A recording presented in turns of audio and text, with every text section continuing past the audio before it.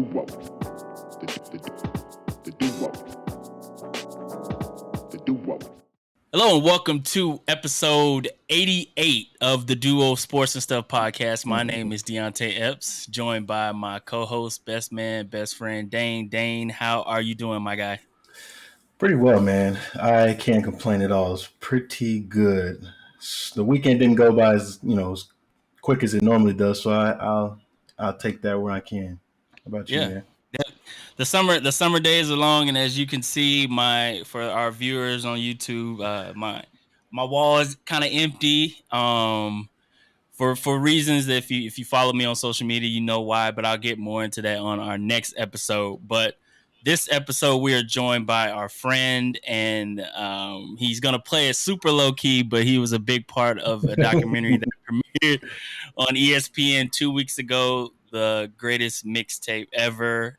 Producer Andrew, how are you doing, my guy? Appreciate you for coming on, Andrew Romero. Thank you for having me on. Definitely appreciate that. And yeah, I'm good. I'm chilling. It's my birthday month, about to turn 40, so I'm just living life, There you go. Well, you could say my wife's a Gemini. Her birthday is tomorrow, so happy birthday, Karina. I know if I don't say it on the pod, she's gonna I'm gonna hear about it in a few days when she listens to this. But yeah, man, appreciate you for coming on. Definitely appreciate it on this late night. Definitely when Dane and I first saw the documentary 2 weeks ago, it was something that, like I mentioned before we started recording, like that definitely takes us back, working nostalgia. Or watching this nostalgia for sure. But before we start about the doc, man, kind of tell us about who you are and what kind of got you into producing. You had a long resume of things you've done, from HBO productions and things of that nature. Kind of how'd you get into this field? Yeah, I mean, I've been at it for a minute now. I think it's been about 15 years I've been working professionally in television. But I got in because ever since I was a little kid, I wanted to be in movies. I wanted to make movies, like that was my dream. I did the whole film school thing. And as soon as I got out, it was just luck, man. I just happened across a guy who basically took me under his wing. He was doing something completely different than what I was planning on doing. Man, I went to school for cinematography. I wanted to shoot movies, but this guy hooked me up with a job editing promos for Spike Television back in the day. That's I remember Spike. I think it's Paramount now, but yeah, it was like Men's Network or whatever. So I got started cutting promos for like UFC fights, so it was like, it was really sports heavy, like every promo was the same, like hard rock music and guys like beating on each other, and it was like, Thursday night on Spike TV, blah blah blah, Yep. And that's what I did for a couple of years. This dude, he actually shout out to Charlie Sadoff, who's this guy. He owned a company in New York, and he took me under his wing, and he sort of taught me the ropes of like editing, and because I never really thought of editing before. And he sort of just taught me how to do it, and just kind of, it was a grind, and then from there, you just talk to another person who I became like a sports editor, whatever that means. I mean, that's not even really a thing. People always like talk about this, like, oh, you're a sports editor, you're a sports producer. I'm like, I'm just an editor, a producer, and it just happened to be sports. It has nothing to do with anything, but you get pigeonholed, whatever. People like doing that. They feel comfortable doing that or whatever. So, then it was, then I started working on some poker. Then I started, then I got into boxing, and boxing was really good to me for a lot of years. That was through Showtime, HBO. And then, like now I'm just like a freelancer. So guys, I've always been a freelancer actually. So now I get calls all the time for different things. And 30 for 30 I've done a bunch of those, and they call me every once in a while, but when they called me about the N1, I like knew right away, like I wanted to work on it. I was like, listen, say no more. Like I'm in, because just like you guys, that was a big part of like, my college days. I remember just like watching those tapes over and over again, and waiting for the next one to come out and all that stuff. So I was really, really excited to work on that. And yeah, here we are. Okay. And again, Andrew, I appreciate you for taking the time to, just talk with us and let us know about you. So my next question is for you is Sports Emmy-winning winning producer. What project got you to that award, and what emotions went through your mind after winning? And take us through that process. Oh man, the first Emmy I won was for a show called 24/7, which is no longer around, RIP, on HBO, and that was like that was the first of its kind. That show, it was like a documentary, uh, athlete follows, what they call those, where you basically, and it was mostly boxing, and you hang out with the boxers as they train, and obviously like the Floyd fights were big, Pacquiao. So when I was coming up, like as an editor, like that was a show I would watch as a fan because I've always liked boxing. Boxing is actually one of my favorite sports, and listen, when I was just telling my girl the other day this story. Actually, I remember getting the call to work on 24/7 more than I remember the Emmy win, because when I got that call, my life, I was like, I can't even believe they give me a chance to do this, to sit in that chair and work on a show like that. And Yeah, no, but I did, and all of a sudden, next thing I know, I'm nominated. I mean, I was young too. I think I was just like 30 maybe when this was happening, so.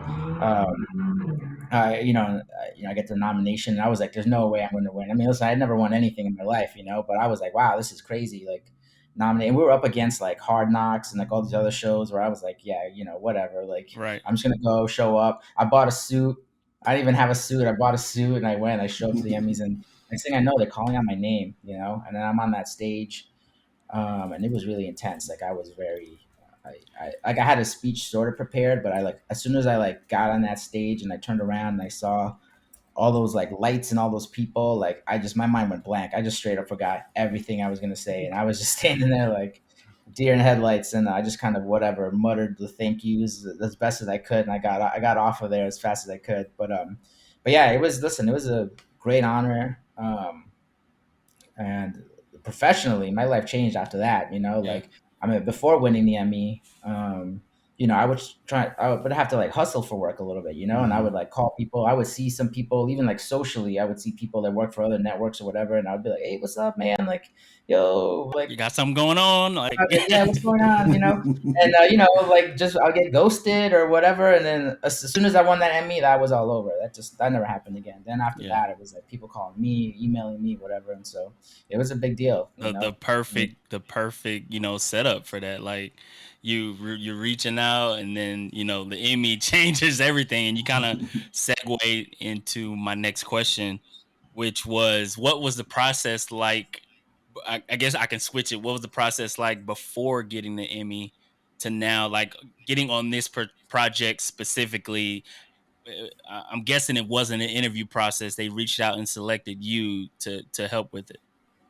Yeah, I mean, nowadays I'm lucky enough that I've been at it long enough and I got like a reputation, but also I just know people now who are, who are like just executives basically, and so I've been lucky enough to forge a lot of these relationships, and also just, yeah, like I said, have my reputation, sort of follow me and help me along. Um, and Listen, before the Emmy and after the Emmy, it's all the same thing: hard work. It's like you just got to like grind and hustle as hard as you can. And I mean, that's always been something that's just been like in me. Like I never. It's like the first job I got, for example, this guy Charlie I was talking about, like he actually had hired me to do a shoot for him because I had access to cameras because of the film school I was in, and I was going to be a cinematographer, like I said. And this guy hired me to do like a tape, like a reel. He was trying to sell a show. He was trying to sell a reality show. It's kind of funny. I remember what it's called. It's called Bikini Brothers, and it was about two guys. They weren't actually brothers. They were just like best friends, and they were designing bikinis. And like the premise of this reality show was that these guys were just going to like try and like kick it to the models while also Mm-hmm. trying to get rich off selling bikinis, and that was the idea for Yeah. this reality That's show. like something Karina will watch. So I'm Yeah, gonna definitely tell her about that. right. And so we shot like like basically like an episode of it, or just like a short little part of it. And I realized that this guy had a lot going on, but he was Mm-hmm. mostly in post production. He was mostly editing, not shooting as much, and I kind of and I just in that moment realized that I had to like kind of talk my way into something, and I just thought that maybe I could try and edit, you know. And so I asked him. I said, "Hey, after we're done shooting this, do you think I could get a shot at like maybe editing this thing together, you know?" And he goes, he's like, "You edit?" And I'm like, "Well, yeah, I don't know, you Yeah. know." And he's like, "Well," he was like, "Listen," he's like, "Look, I got like editors on like the payroll, like." Thank you. Next time I need a shooter, I'm going to call you, blah, blah, blah. And I just kept asking. I just didn't give up. I just basically was like, I sent him an email and I was like, hey, listen, nice meeting you the other day. Like, do you think, like we talked about, like me possibly editing, you think that's a possibility? And he was like, actually, what we said was no, thank you. And it kind of went a back and forth like this for like a little bit. And finally, he was like, yo, where do I mail your paycheck? And I was like, let me come pick it up at the office. And so I went in and again, I was like, hey, I see the tapes right there. I think I can just grab them and take him home and for free edit something together. And he actually got mad. This guy, he actually had like a short temper because he was like a busy dude. And he was like, listen, I get what you're doing. You're trying to be persistent, and I respect that or whatever. But he's I like, ain't you're got the being really time. annoying right now. And he's like, let me tell you something. That's not good for your career. You don't want to piss off people, you know? And I was just standing there like, and I was like, okay. And I'm like, but did I mention I would do it for free? And he's like, well, whatever. And he's like, fine, fine. He like grabbed the tapes and he like just kind of like just like shoved them at me, you know. He's like grabbed the tapes, Mm. and I was like, all right, cool. I was like, do you have editing software I could use? And he's like,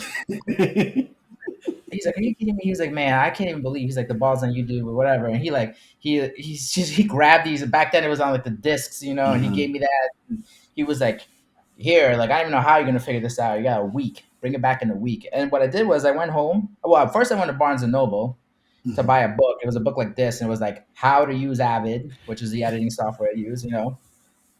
I go home, I install this stuff, and I don't sleep for the week, like the entire week. I was just up. It was like talk about those all nighters you used to pull in Yeah. Mhm. school. This was I just was like turning Man. pages and clicking around, and then you know I edited this thing together and I brought it into him a week later, just be like, look, like all cracked out. I was like, here, I did my best, and he saw it and was like, he was like, ah, you want a job? And that's how he just hired me. The next day I was cutting television, you know? That's awesome. So it was really like, you know, listen, it's like a combination of a lot of things. You know, partly is like, you know, I think everyone is like born with some sort of innate talent, obviously, Mhm. you know, like something that you got. And in my case, it's I don't know what I would describe it as. It's probably just like a ability to story tell or you know, whatever. And or to visualize, probably that's probably what it is more, you know, like I can like move images around in my head, you know. um and I just took that and a lot of hard work and dedication and combined those two things to basically build what is this career now, you know. Mhm. um and listen, it was never easy. Like none of this was easy. The and one wasn't easy. That and one was like almost killed me. That was a lot of work, you know. And there's no other way to do it, especially in television with the deadlines and all that stuff. And Mhm. sport television, you got a lot of big personalities, a lot of like alpha dogs running around doing whatever, you know. And it's competitive, you know, is what I mean to say by that. Um, so, you know, so I guess this is a very long answer to your It's question, but okay. like All good. before the Emmy and after the Emmy, it's the same hard work, you know, and just like sticking with it, like no matter what, you know. And but the Emmy obviously changed it in that the optics change, you know, Right. Mhm. people think about you differently. It had nothing. I didn't change. I didn't learn anything new. I mean, it's like I've been learning this whole time, but like slowly. It's not like on that Tuesday in May in 2013 or whenever it was that I learned something. I just got a statue, and then the optics change. And you know, I think that's a lot.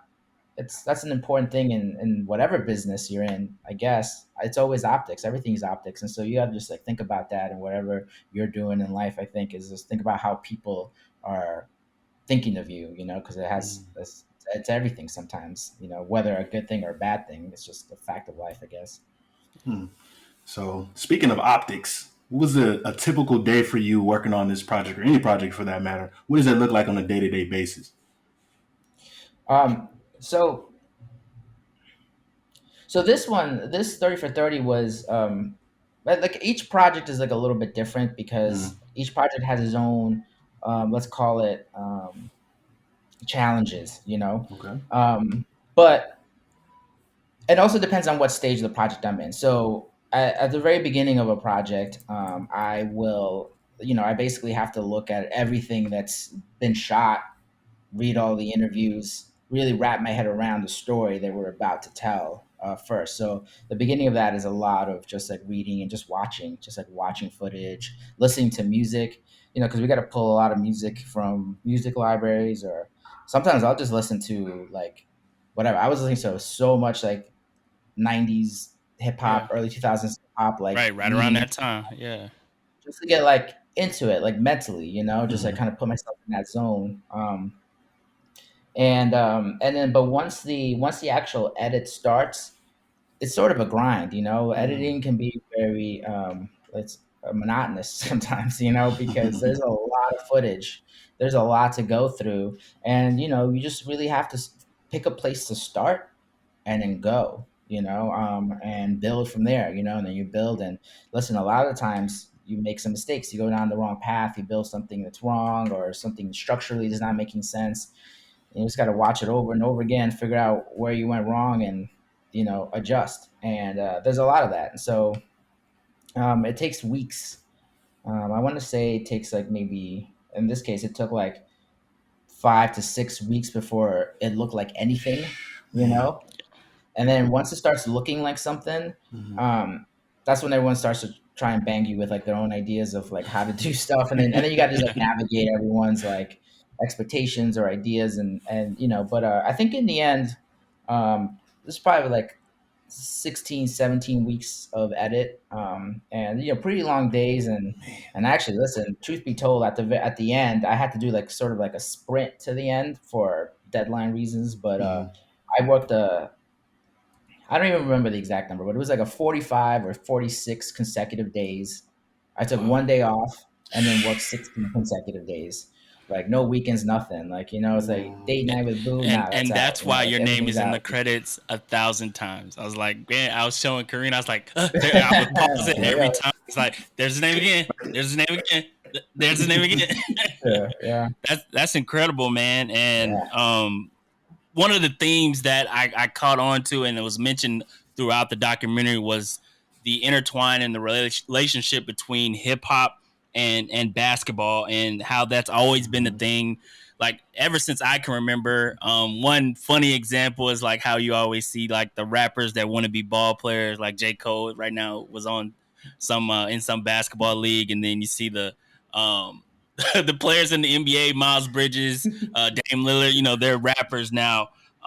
So was that something you guys wanted to emphasize early with the audience that watched the documentary, how that relationship between hip hop and basketball was so important during that time and still is today? Oh, absolutely. So Seth Free Richardson, who was the co-director of the picture, like he started in hip hop as a DJ, and he obviously, and this guy, by the way, he like knows like all these rappers, and like in the interviews when you see like Fat Joe being interviewed or Snoop, like they all like love Free, like they've been knowing him, it's almost like they're like, Free, what's going on, you been blah blah blah, Yeah. before the interview starts, so he he's got a love for hip hop that's like that runs deep. And Chris Robinson, the other director, he started with like hip hop music videos, so like he's been in that world too. And so like their love of music and the art form obviously easily And was a it's big going down. part of It's these going movies. down in your neighborhood right now. Oh yeah, Bed-Stuy. So I live right next to like a fire department, so like every Yeah. time there's something going on, we gotta hear it All out. good, bro. But yeah, so they so yeah, music is a big thing for them. Hip hop, obviously, it's part of the culture. It's big time. Mm-hmm.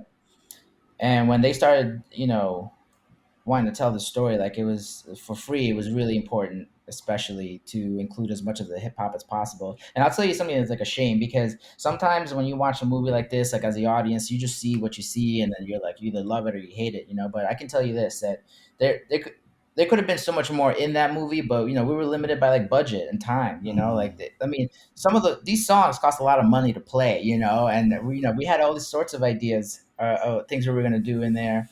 Um, that was really gonna really bring things to life, and What we had what to was move one of things. those things, like ideas that you could think of possibly? So I you feel know what, like it this was one so is, much in there already. yeah, I know Tell it's a us lot. this. So this one actually doesn't have to do with like hip hop necessarily, but it has more to do with Black culture. There's like a moment after there's in the middle of the movie where Scoop Jackson's talking about um And to be honest with you, I don't remember like what part of this bite is still in the movie or not. But at Uh-huh. some point, he was talking about how white America saw these basketball tapes, the N1 tapes for the first time, and they were like, "Whoa, what the hell is this?" And he said, and basically in the interview, he goes, I know "This the is like exact quote you're talking about. Go ahead. yeah."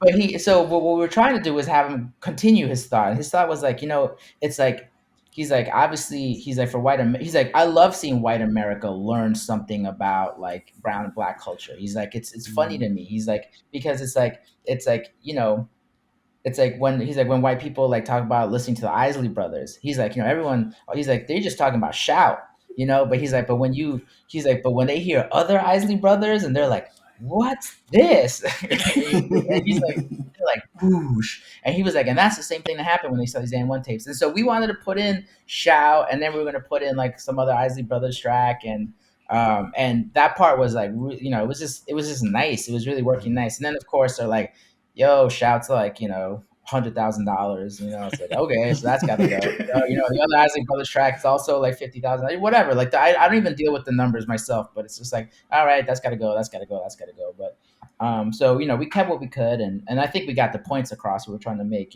but really like the internet was saying that could have been like a 2 hour movie, that could have been a 4 hour Mm, movie. I don't know, we could have gone deeper and everything, but we had the time that we had. It was 50 minutes, that's like from ESPN, that's what they wanted, and so we got the story in as with the money we had, basically.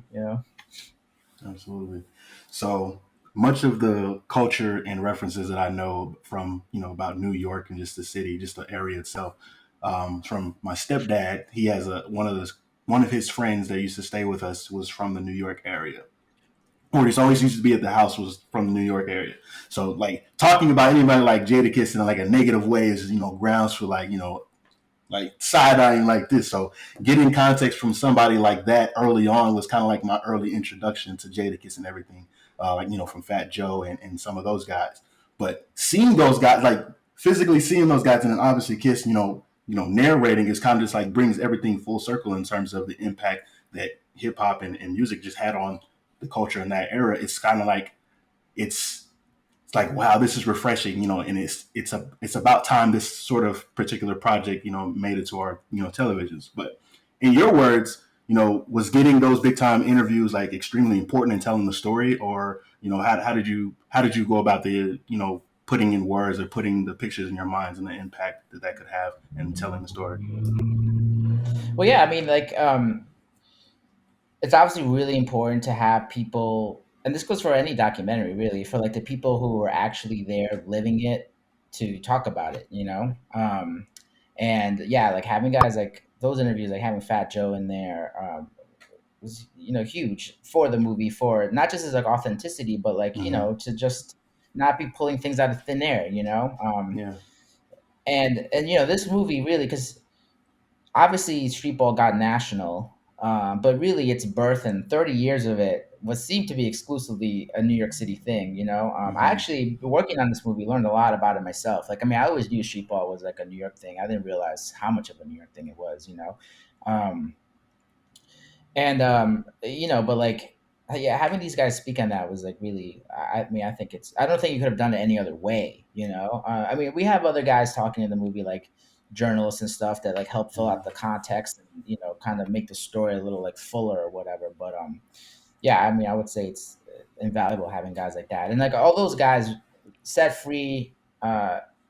Richardson is the one who got all those interviews, basically. I mean, like I said, he knows those guys. I think he has them all on speed dial. As a matter of fact, one time Free was over at my apartment. We were like working on the movie, and he gets a FaceTime, and it was like Jadakiss, and he was like, and they were just like talking, and he's just like, "Yo, say what up to Andrew." He like turns the phone, and I look, I'm like, "Who's this?" And I'm like, "Look," I'm like, "Oh," I'm like, "Yo, what's up?" And he's like, Hey. "Hey, bro, and then, Hey.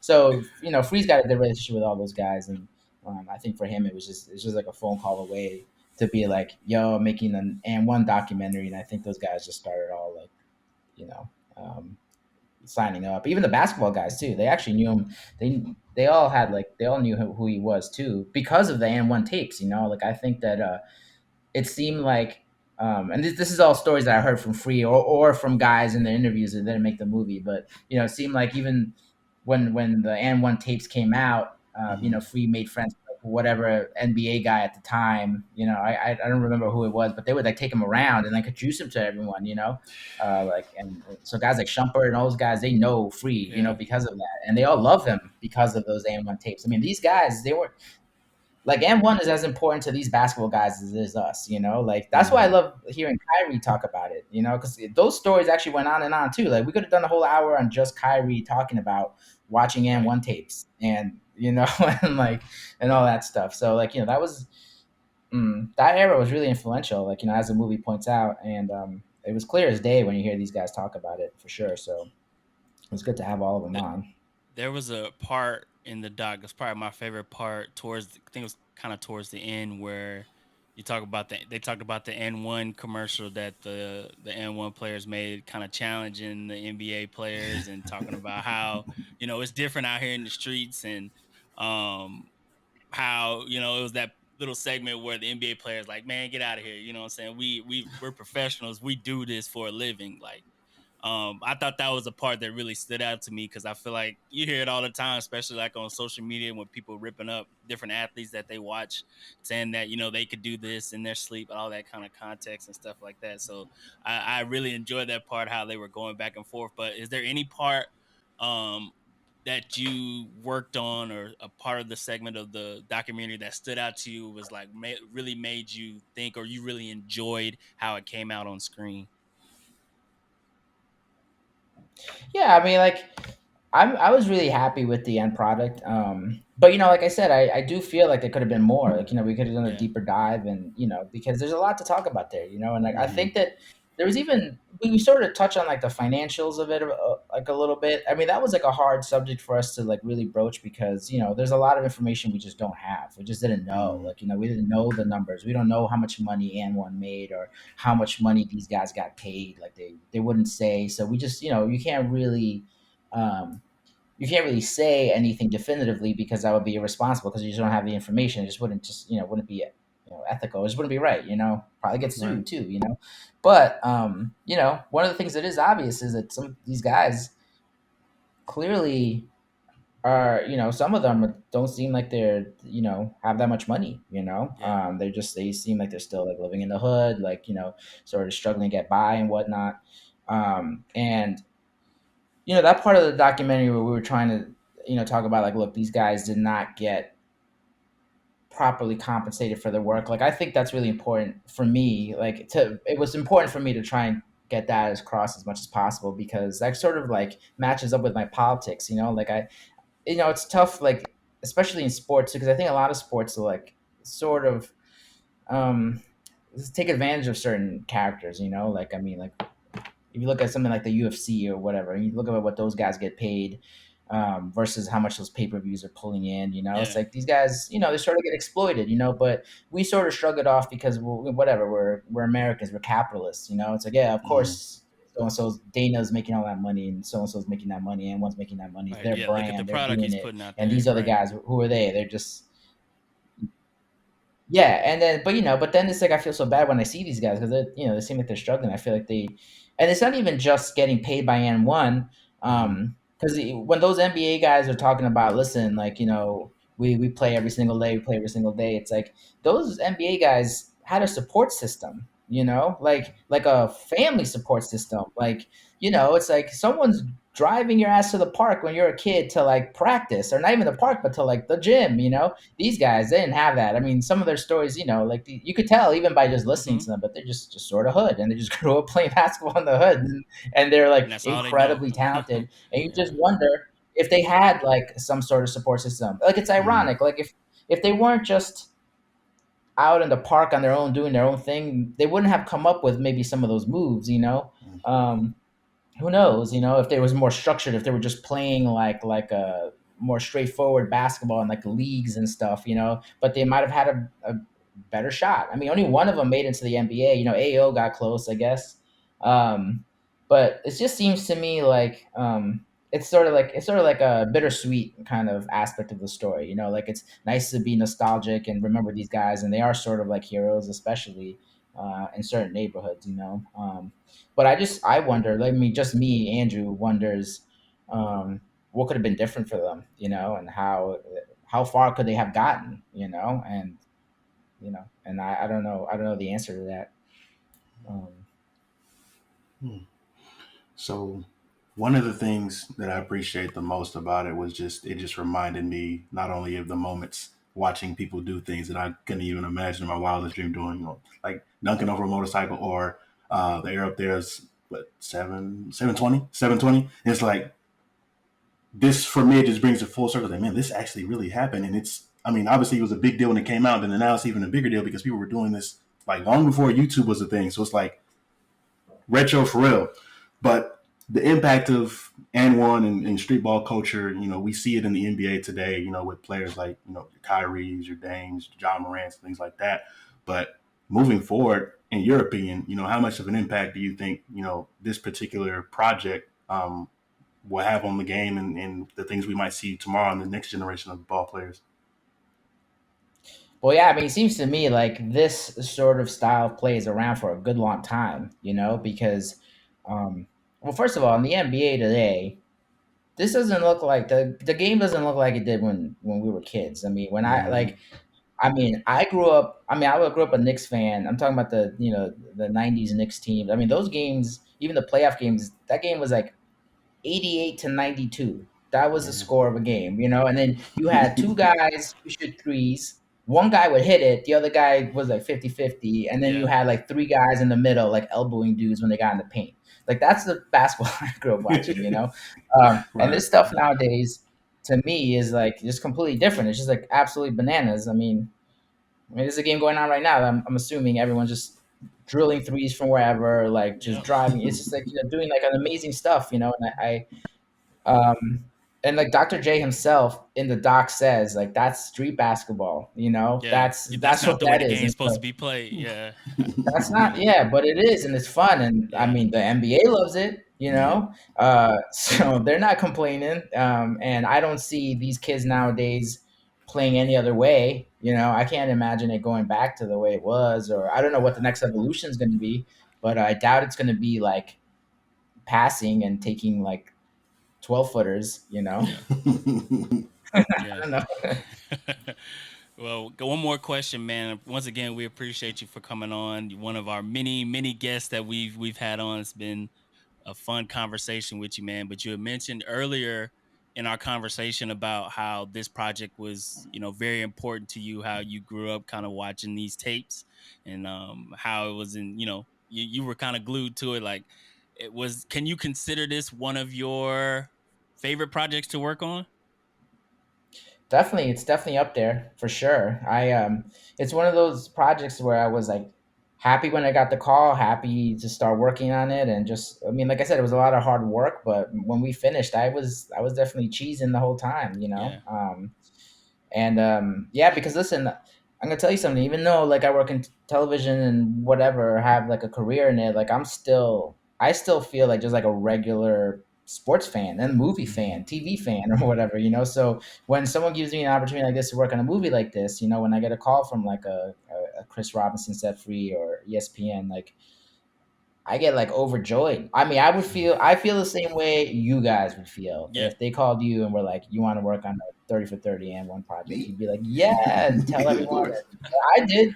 And I'll tell you something else. It's funny because like my friends now, like all my boys, like for years now, like they'll, "What are you working on?" And I'll be like, "Oh, I'm working on this or that." And mostly people just they get used to it and they just don't care anymore. But now every time I was talking about and one, all of a sudden people's eyes would light up and they'd be like, "Hot sauce, hey, oh, whatever, what?" And Yeah. I'm like, "Yes." And then I started asking me all sorts of questions. And so this was the project that like everyone just seemed like super gassed for, and like and that made me even more excited too because that's what I get a kick out of. I get a kick out of um like audiences that like are happy. I mean, Mhm. that's pretty much what I want to do in life. I just want to make stuff that entertains, whatever, educates, whatever, like, but just mostly entertains and makes people happy. And it seems like this one did it. While Yep. I was watching it, my girl Katie was, she's watching like the live tweets, as they go, and people were like loving it, and I'm like, wow, that's great, Yeah. like that's That Yeah. night it fantastic. dropped, man. That's all Uh, everybody was talking about. That's it. yeah, that's Very cool. So I lame. mean, that makes me happy. Yeah. That's awesome. And let me say this: when I texted Katie to ask you to come on the pod, she said she said that you said you didn't know what to say about it, and you said way too much. Like you Yeah. overwhelmed it. Like it was perfect. That's what I'm trying to say, man. You did your thing. We appreciate you I'm for coming glad. You on. killed it. You Yeah, killed it. appreciate you for coming on. And if y'all have not No watched doubt. this documentary, it's on ESPN Plus now. I think you can catch it. Do you think, Andrew? Is it on ESPN Plus Yo, now? I'm a bad advertiser. I don't even know, but Okay. probably that Yeah. sounds Okay. about right. Yeah. It's Yeah. probably on That sounds ESPN about right. Plus, and there's also a podcast that goes along with it. But Andrew, appreciate you so much. Andrew Thank you Romero, so much. Sports Emmy producer of the Greatest Mixtape Ever. That is episode 88 of the Duo Sports and Stuff podcast. Remember, you can catch us on Apple, Spotify, YouTube. Dane, what does the YouTube people say? Man, just hit that follow, like, and subscribe button. And this is after, or this is before they go on a 20-minute rant and only give you 2 seconds of content. 2 seconds of Smash that content. button. Yes. Smash it. Smash that button. Smash the like button. Like, subscribe, all that good stuff. Andrew, appreciate you. Duo Thank you episode so much. 88. We are out. The